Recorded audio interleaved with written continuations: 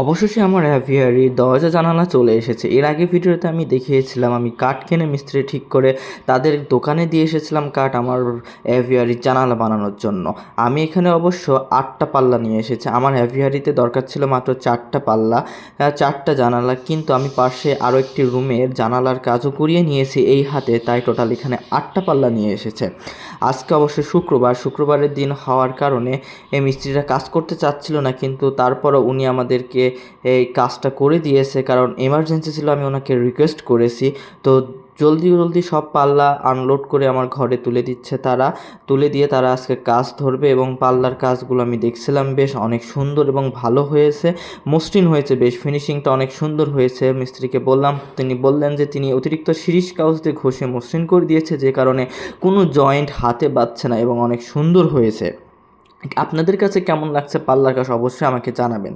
তো তারা তাড়াতাড়ি রেডি হয়ে নিল এবং মিস্ত্রি শুরুতে একটি বিড়ি ধরাই নিল। তিনি বললেন বিড়ি ধরালে নাকি একটা অতিরিক্ত এনার্জি পাওয়া যায়, তাই তিনি বিড়ি ধরিয়ে তাড়াতাড়ি কাজ শুরু করে দিল। পাল্লার সাইজ কিছুটা বড় ছিল, ওনারা বলল বড় করেই নিয়ে আসা হয় এবং জায়গায় বসে মিল করে কেটে সাইজ করে লাগানো হয়।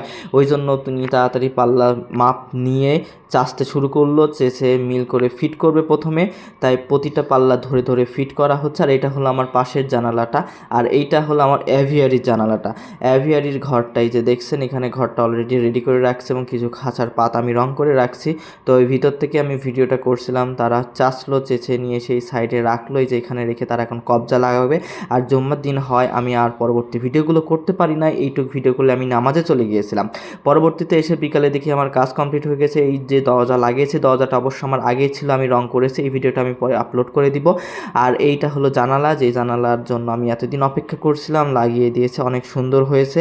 কিন্তু জানালা লাগানোর পর একটি সমস্যা হয়েছে, বাতাস হলে জানালা অটোমেটিক লেগে যাচ্ছে, এই জন্য এই জানালার কবজার কাছে গুঁজ দিতে হবে। তো এইটা আমি পরবর্তী দিনে খেয়াল করছি, এটা করা হয় না, এটা পরবর্তীতে লাগিয়ে নেবো এখানে একটা। এবং আপনাদের যদি আমার ভিডিওটি ভালো লাগে অবশ্যই আমাকে ফলো এবং লাইক দিয়ে আমার পাশে থাকবেন এবং আমার পুরো অ্যাভিয়ারি যাত্রাটি এনজয় করবেন।